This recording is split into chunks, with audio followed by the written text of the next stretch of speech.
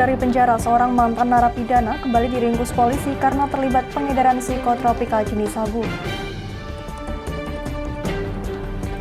Memperingati hari ulang tahun Kabupaten Brebes ke-334, Bupati Brebes beserta jajarannya berziarah ke makam mantan Bupati Brebes yang tidak terurus.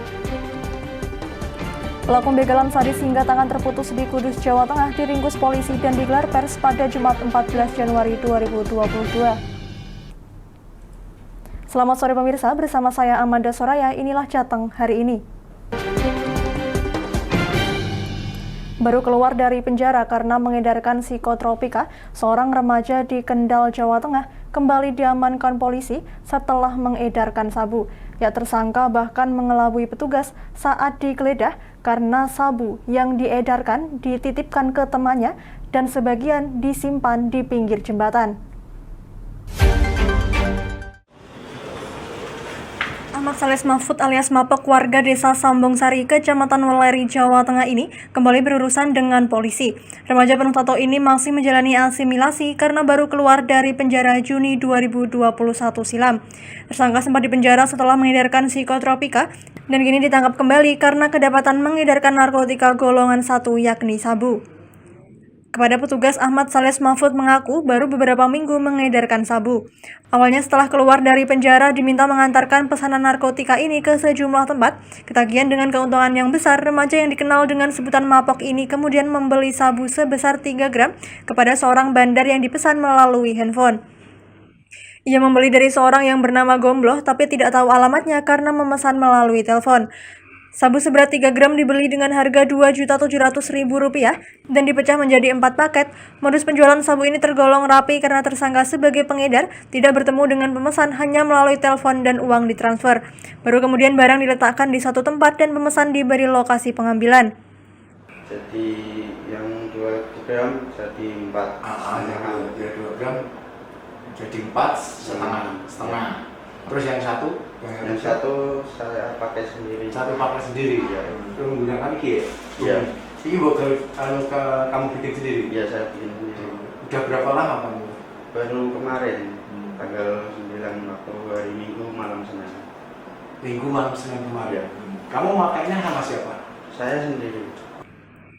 Kasat Narkoba Polres Kendal AKP Agus Rianto mengatakan, tersangka diringkus saat hendak menaruh sabu pesanan. Saat digeledah, Mapok mengaku hanya membawa 1 paket saja, namun petugas tidak begitu percaya dan meminta tersangka untuk menunjukkan sabu lainnya yang akan dijual. Kronologis penangkapannya, yaitu pada awalnya kita mendapat informasi bahwa akan ada transaksi di daerah Weleri. Kemudian dari unit opsional Sat Narkoba Polres Kendal melakukan lidik dan menangkap pelaku atas nama Ahmad Sales Mahfud. Dan pada waktu ditangkap dan digeledah ditemukan narkotika jenis sabu di kantong celananya yang disimpan dalam bungkus rokok. Selain mengamankan dari saku celana, polisi juga mengamankan sabu di pinggir jalan dekat jembatan Weleri dan paket sabu yang dititipkan tersangka di rumah temannya. Tersangka akan dijerat dengan pasal 114 subsider pasal 112 Undang-Undang Republik Indonesia nomor 35 tahun 2009 tentang narkotika. Dari Kendal, Muhammad Arya, Lingkar TV melaporkan.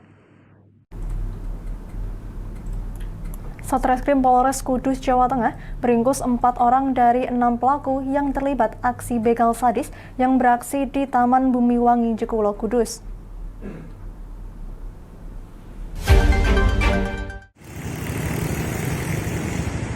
Pembegalan sadis yang berujung memutuskan pergelangan tangan kiri karyawan swasta M. Indra Setiawan, 23 tahun, di Jalan Raya Kudus Pati, Taman Bumiwangi, Kecamatan Jekulo, Kabupaten Kudus, Jawa Tengah pada Kamis dini hari lalu. Konferensi pers yang digelar di Mapolres Kapolres Kudus AKBP Wiraga Dimas Tama mengatakan, pelaku curas adalah sebanyak 6 orang, sementara yang berhasil diamankan sebanyak 4 orang dan 2 pelaku lagi masih buron atau DPO. Ya, diawali dari beberapa tersangka yang ada 6 orang minum keras di daerah kota, Magu tepatnya, kemudian nanti membicarakan mencari sasaran untuk yang akan dirapat atau dijabret lah. Kemudian mereka sudah wilayah kota dan ketemu, akhirnya mengarah ke TKP yang ada di Taman Bumi uang itu biasa dari. Nah, di TKP tersebut terlihat korban sedang nongkrong menggunakan HP, kemudian duduk di atas sepeda motor. Dari situ ke 6 pelaku tadi turun, kemudian mencoba mengambil paksa HP dan sepeda motor, namun korban melakukan perlawanan. Sementara pelaku membacokan tangan korban hingga terputus yakni berinisial A, pelajar di bawah umur yang hingga kini masih dalam pencarian bersama pelaku lainnya berinisial M. Pelaku berusia muda ini mengaku sedang dalam pengaruh minuman keras lalu menyerang korban menggunakan senjata tajam yang sudah disiapkan untuk beraksi. Data Satreskrim Polres Kudus, para pelaku adalah BDK 19 tahun, GDS 15 tahun, pelaku yang diduga pelaku pembacok punggung dan kepala korban, NRW 17 tahun pengemudi motor, AZF 18 tahun pengemudi motor. Sedangkan mereka yang masih buron adalah A 15 tahun siswa kelas 1 SMP yang diduga keras sebagai algojo penebas tangan korban hingga putus. Serta pelaku yang masih dalam pencarian yakni M, semuanya warga Kabupaten Kudus. Atas perbuatannya, pelaku dikenakan pasal 365 dengan ancaman hukuman 12 tahun penjara. Kapolres mengimbau kepada masyarakat Kudus, terutama para orang tua, untuk selalu memperhatikan dan menjaga serta mengawasi anak-anaknya mengenai pergaulan di lingkungannya. Dari Kudus, Wes Alkorni, Lingkar TV, melaporkan.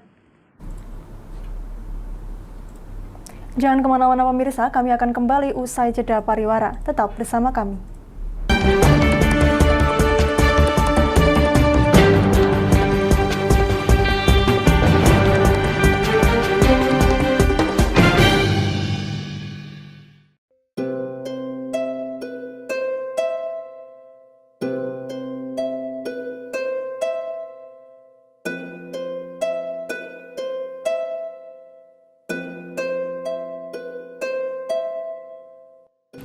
Wah, iki yo siaran TV wah apik temenan. Filme cocok karo suasanane. Elah. Lah bro ngene iki awan-awan kok. Iki lho nonton TV, Kang. Wah, kenal nedan kowe wong kenang delok HP kok delok TV piye? Wah, kurang update kowe iki, Kang. Lho, maksudnya piye kok ngarani aku update itu? Iki lho deloken, aku nonton TV tenan.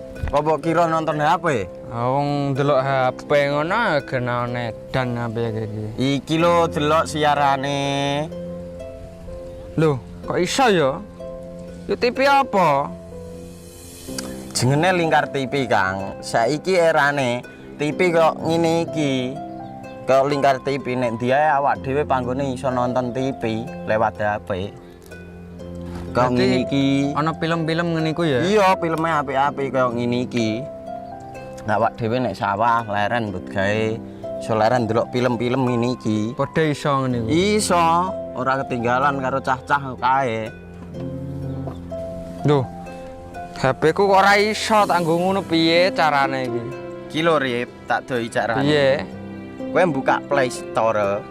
Play Store, Mas. Yo iku pokoke. Play Store apa? Ketik Lingkar TV.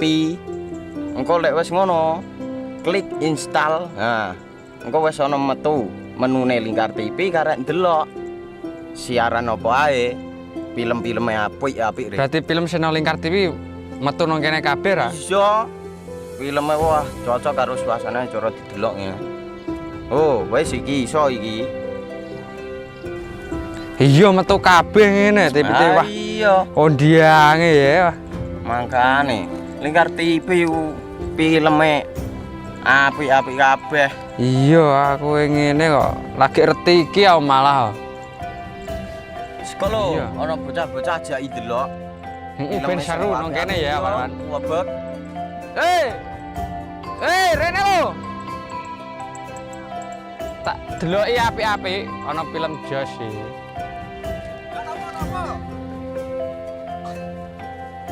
Rene. Oh, iki lho tak deloki film nang Lingkar TV. Api ya bentuke ya. Solutif dan terpercaya. Tonton siaran Lingkar TV melalui aplikasi Lingkar TV di Play Store. Dengan cara ketik Lingkar TV di pencarian Play Store, kemudian tekan install. Mudah bukan? Nikmati tayangan-tayangan menarik dari Lingkar TV kapanpun dan dimanapun Anda berada. Tinggal tekan menu Lingkar TV di HP Anda dan selamat menonton!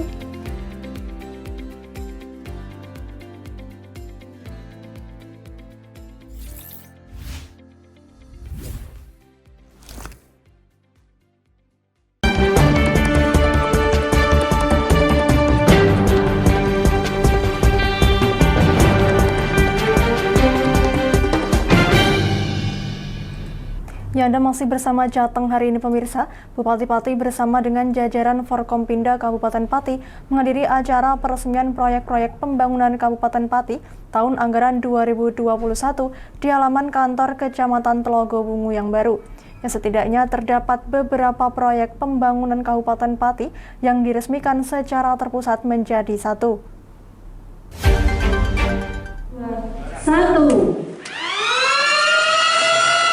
Bertempat di pendopo Kecamatan Telogo Bungu yang baru pada Sabtu pagi, Bupati Pati didampingi oleh Wakil Bupati Pati, Sekretaris Daerah serta jajaran Forkompinda Kabupaten Pati menghadiri peresmian proyek-proyek pembangunan Kabupaten Pati tahun anggaran 2021.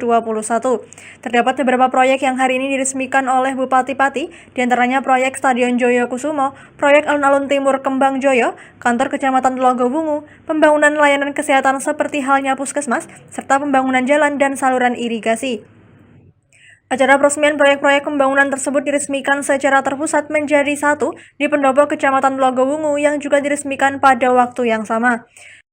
Pada kesempatannya, Bupati Pati Haryanto berharap proyek-proyek pembangunan tersebut dapat bermanfaat bagi masyarakat Kabupaten Pati.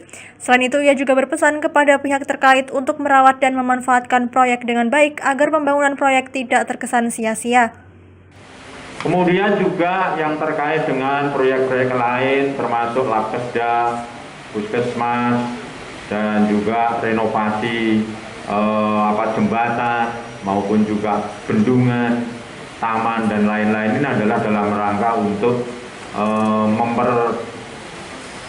menambah fasilitas kesehatan karena saat ini kita dalam pandemi COVID ini masih belum selesai dan kita bersyukur sekalipun pandemi COVID kita masih bisa melaksanakan program-program ini dan kita kontrak kerjanya ini adalah secara transparan terbuka dengan UKPBJ, ULP yang bisa dipertanggungjawabkan.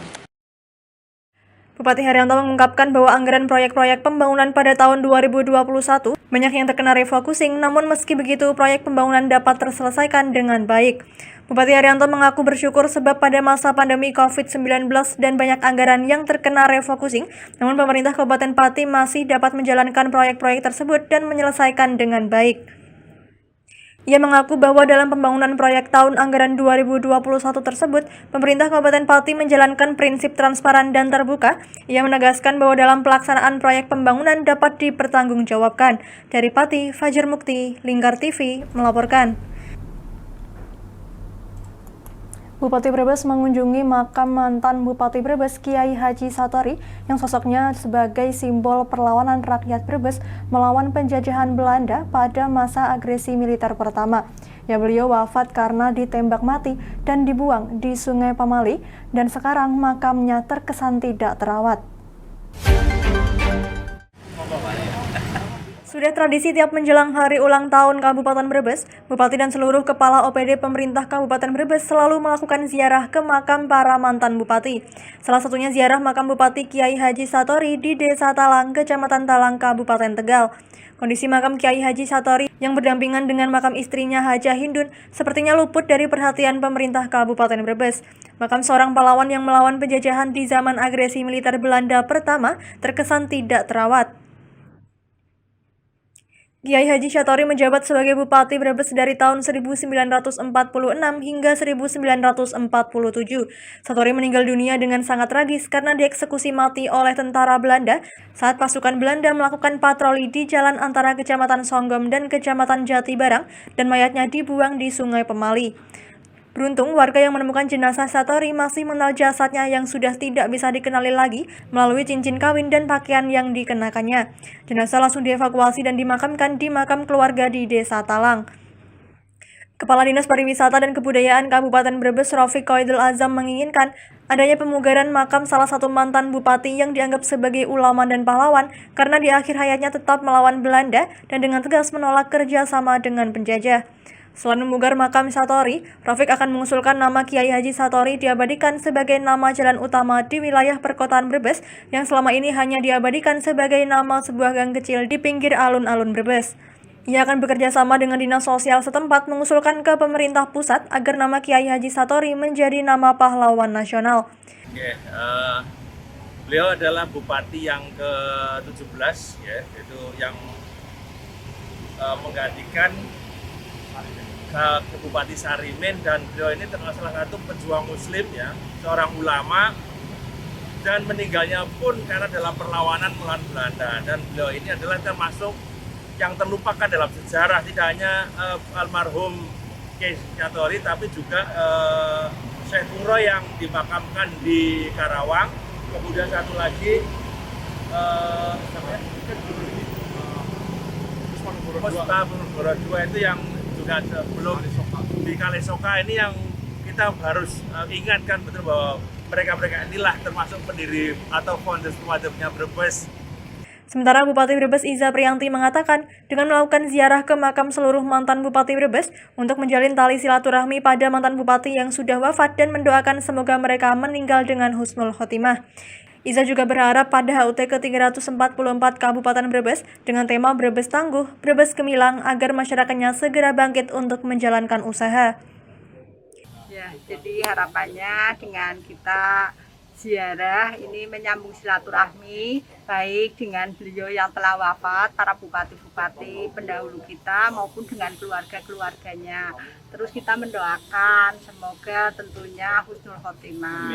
Terus harapan yang lain lagi tentunya dalam hari HUT Kabupaten Brebes yang ke-344 tahun 2022 ini dengan tema Brebes Tangguh, Brebes Gemilang, ini membangkitkan masyarakat untuk bangkit di dalam usaha, dalam membangun Kabupaten Brebes dan ekonomi masyarakatnya sejahtera.